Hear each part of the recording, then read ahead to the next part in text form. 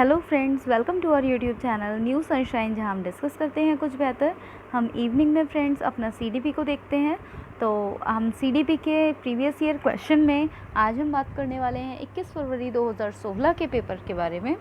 तो यहाँ पर आपके लिए फर्स्ट क्वेश्चन जो दिख रहा है वो है, अपने चिंतन में अवधारणात्मक परिवर्तन लाने हेतु शिक्षार्थियों को सक्षम बनाने के लिए शिक्षक को क्या करना चाहिए।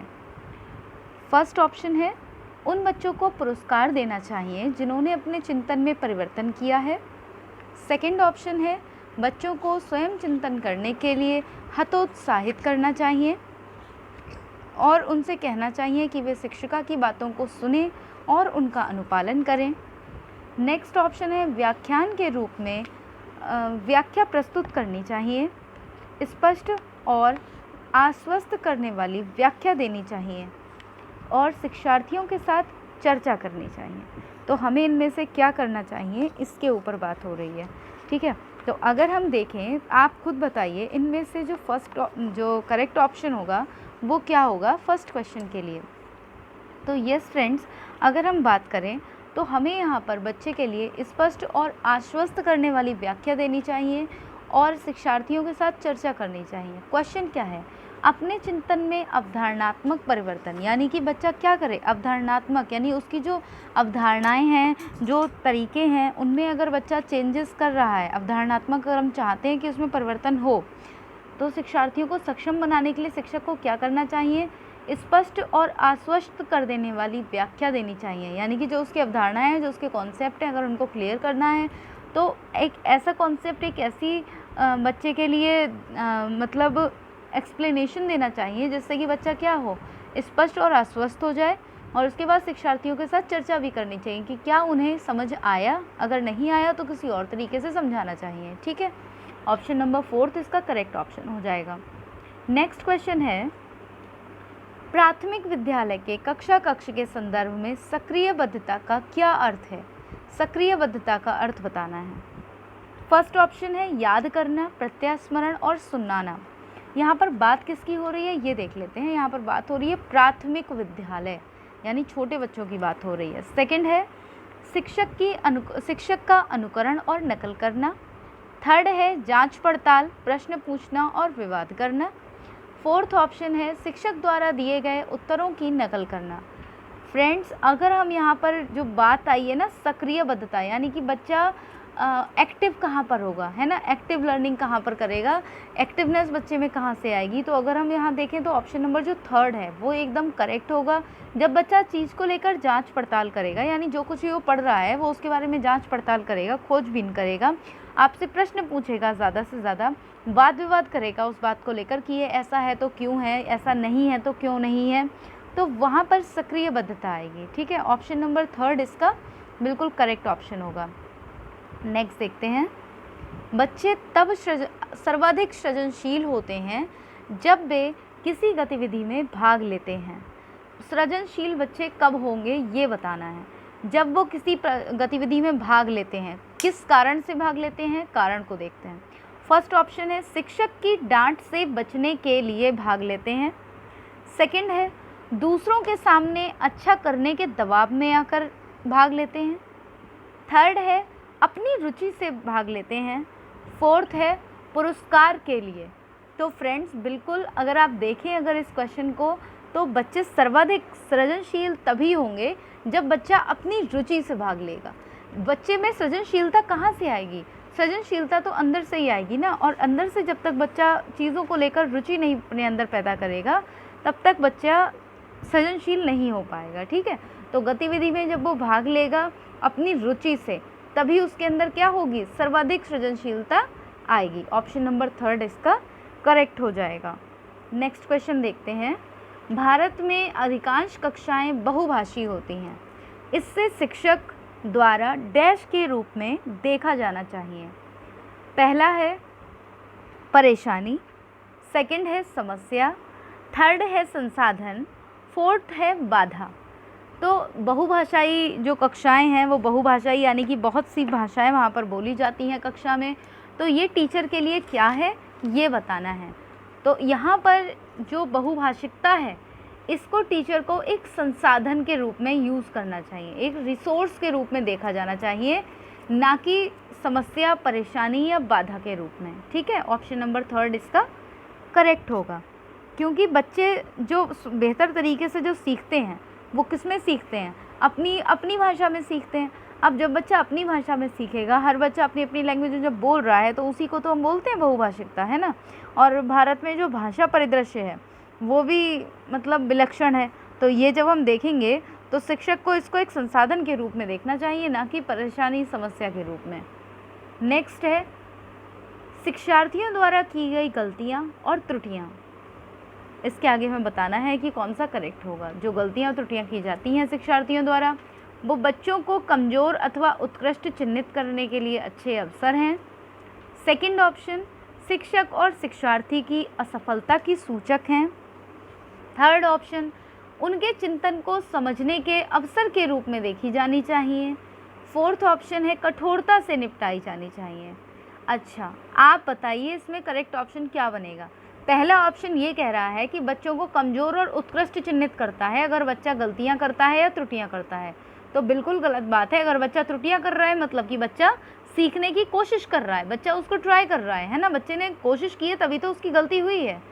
सेकेंड ऑप्शन है शिक्षक और शिक्षार्थियों की असफलता का सूचक, ये असफलता का सूचक नहीं है, ये भी रॉन्ग हो जाएगा।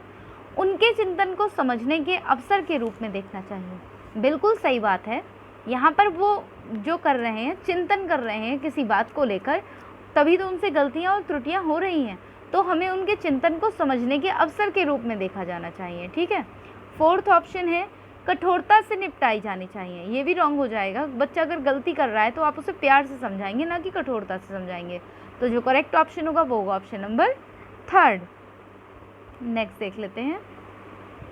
डैश के विचार से बच्चे सक्रिय ज्ञान निर्माता तथा नन्हे वैज्ञानिक हैं जो संसार के बारे में अपने सिद्धांतों की रचना करते हैं।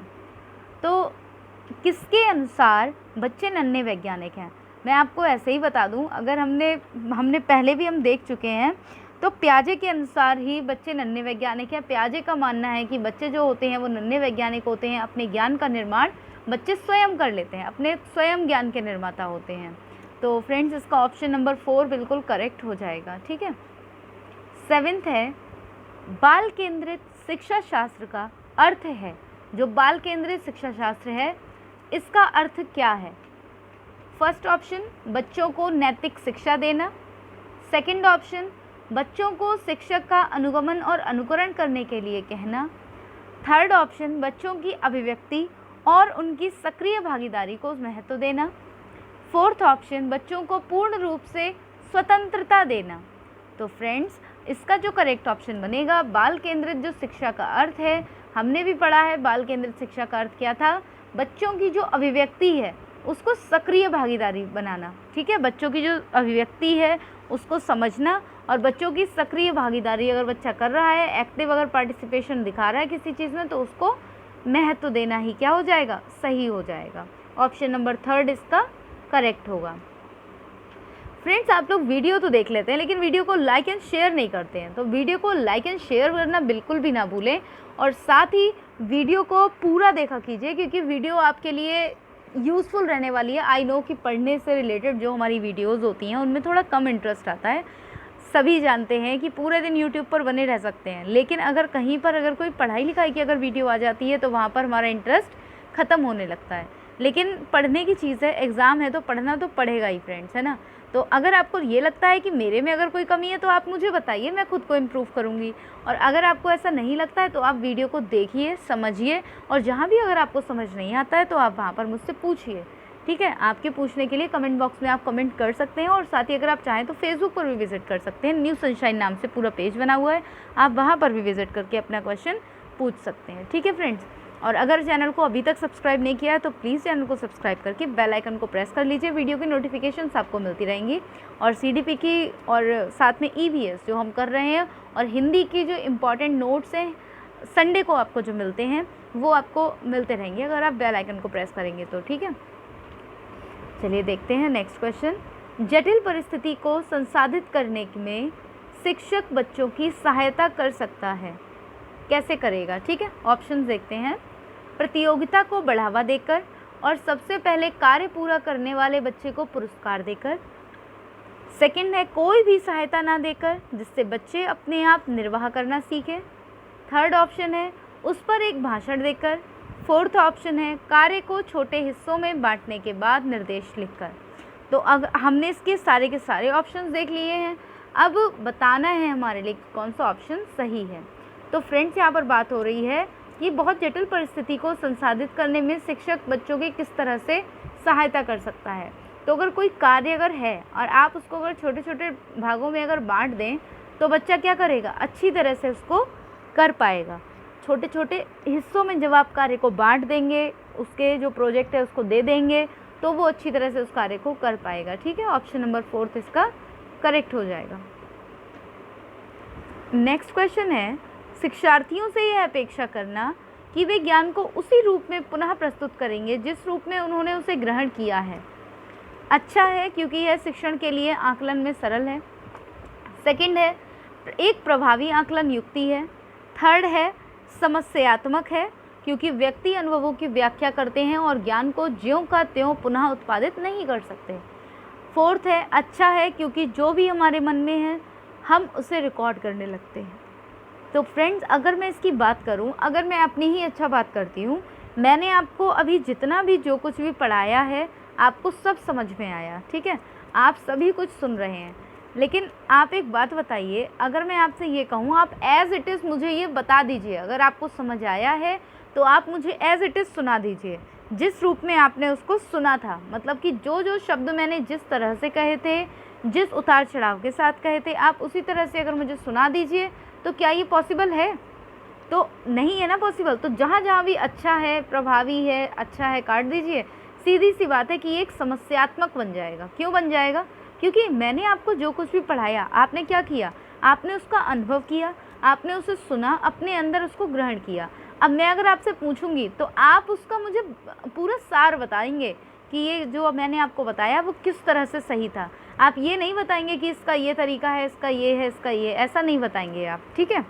तो ऑप्शन नंबर जो थर्ड है वो इसका बिल्कुल करेक्ट हो जाएगा, क्योंकि व्यक्ति अनुभवों की व्याख्या करते हैं और ज्ञान को ज्यों का त्यों पुनः उत्पादित नहीं कर सकते। ऑप्शन नंबर थर्ड इसका करेक्ट हो जाएगा। नेक्स्ट देखते हैं, जब शिक्षार्थी को समूह में किसी समस्या पर चर्चा का अवसर दिया जाता है तब उनके सीखने के वक्र मैंने एक चैप्टर पढ़ाया था आपके लिए, ये रहता है, सॉरी मैंने रॉन्ग बनाया है, वेट, ये एक बेल की शेप का होता है, इस तरह से है ना, ये इस तरह से होता है। तो मैंने आपको सीखने के वक्र का चैप्टर मैंने आपको पढ़ाया हुआ है। तो अब आपको ये बताना है कि जो सीखने का वक्र है, चर्चा अगर आप किसी बात पर करेंगे तो भाई देखिए सीधी सी बात है, जब आप चर्चा करेंगे तो बच्चे का जो ज्ञान है वो बढ़ेगा, क्योंकि अब पहले तक तो वो सिर्फ और सिर्फ अपना जो सोच थी उसकी सिर्फ उसको जानता था, लेकिन जब हम किसी बात पर चर्चा कर रहे हैं तो क्या होता है, बच्चा दूसरे के विचारों को भी जानता है, ठीक है। तो उससे क्या होगा ये बताना है आपको। फर्स्ट ऑप्शन बेहतर होगा, सेकंड है स्थिर रहता है, थर्ड है अवनत होता है, अवनत मतलब कि नीचे गिरता है, फोर्थ है समान रहता है। तो फ्रेंड्स बिल्कुल ना तो अवनत होगा, नीचे भी नहीं गिरता है, स्थिर भी नहीं रहता है और समान भी नहीं रहता है, बेहतर होता है हमेशा ही। अगर यहाँ पर सकारात्मक आंसर होता तो वो भी करेक्ट होता। नेक्स्ट देखते हैं, विकास की गति एक व्यक्ति से दूसरे में भिन्न होती है किंतु यह एक डैश नमूने का अनुगमन करती है, ठीक है। तो ये हमारे लिए बताना है कि विकास की गति एक व्यक्ति से दूसरे में भिन्न होती है किंतु यह एक डैश नमूने का अनुगमन करती है। ऑप्शन है एड़ी से चोटी, सेकंड ऑप्शन अव्यवस्थित, थर्ड ऑप्शन अप्रत्याशित, फोर्थ ऑप्शन क्रमबद्ध और व्यवस्थित। फ्रेंड्स बिल्कुल क्रमबद्ध और व्यवस्थित रहती है जो विकास की गति होती है, और एक दूसरे से भिन्न तो होती है लेकिन ये क्रमबद्ध और व्यवस्थित रूप से ही चलती है, सभी में सेम प्रकार से ही चलती है, एक ही तरह से चलती है, ठीक है। ऑप्शन नंबर फोर्थ इसका बिल्कुल करेक्ट होगा। नेक्स्ट देखते हैं, विकास के लिए निम्न में से कौन सा एक उचित है। फर्स्ट ऑप्शन विकास जन्म के साथ प्रारंभ होता है और समाप्त होता है, ठीक है। सेकंड ऑप्शन सामाजिक सांस्कृतिक संदर्भ विकास में एक महत्वपूर्ण भूमिका का निर्वाह करता है। थर्ड ऑप्शन, विकास एकल आयामी है। फोर्थ ऑप्शन, विकास पृथक होता है।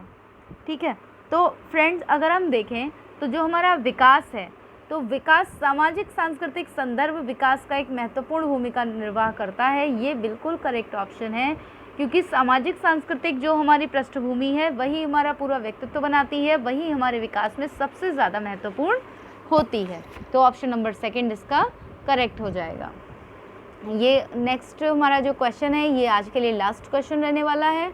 व्यक्तियों में एक दूसरे से भिन्नता क्यों होती है? फर्स्ट ऑप्शन, वातावरण के प्रभाव के कारण। सेकंड ऑप्शन, जन्मजात विशेषताओं के कारण। थर्ड ऑप्शन, वंशानुक्रम और वातावरण के बीच अन्योन्य क्रिया के कारण। फोर्थ ऑप्शन, प्रत्येक व्यक्ति को उसके माता पिता से जीनों का भिन्न समुच्चय प्राप्त होने के कारण। तो फ्रेंड्स इसका जो करेक्ट ऑप्शन होगा वो होगा ऑप्शन नंबर फोर्थ, वंशानुक्रम और वातावरण के बीच जो अन्योन्य क्रिया जो बरकरार रहती है, कहीं ना कहीं इसके कारण इसका क्या होता है, बच्चों में भिन्नता पाई जाती है। ठीक है, ये इसका करेक्ट ऑप्शन होगा। फ्रेंड्स आज के लिए सिर्फ इतना ही, और अगर वीडियो अच्छी लगी है तो वीडियो को लाइक एंड शेयर करना बिल्कुल ना भूलें। अपने फैमिली और फ्रेंड्स में वीडियो को ज़रूर शेयर करें, और साथ ही अगर अभी चैनल पर नए हैं तो चैनल को सब्सक्राइब करके बेल आइकन को प्रेस कर लीजिए। हम डेली मॉर्निंग में EVS पेपर 1 के लिए, CTET के लिए जो हम पढ़ते हैं वो मॉर्निंग में आती हैं उसकी वीडियोज़। CDP को हम शाम को देखते हैं, और एवरी संडे हम हिंदी को देखते हैं। और साथ ही मैं बहुत जल्दी ही मैथ्स को भी शुरू करने वाली हूँ। पेडागोजी और कंटेंट दोनों को साथ ही लेकर हम चलने वाले हैं। ठीक है फ्रेंड्स, तो आज की इस वीडियो में सिर्फ इतना ही। अगर वीडियो अच्छी लगी है तो लाइक एंड शेयर करना बिल्कुल भी ना भूलें। तब तक के लिए अपना तैयारी करते रहिए, खुश रहिए और अच्छे से पढ़ाई करते रहिए। Thank you for watching my video.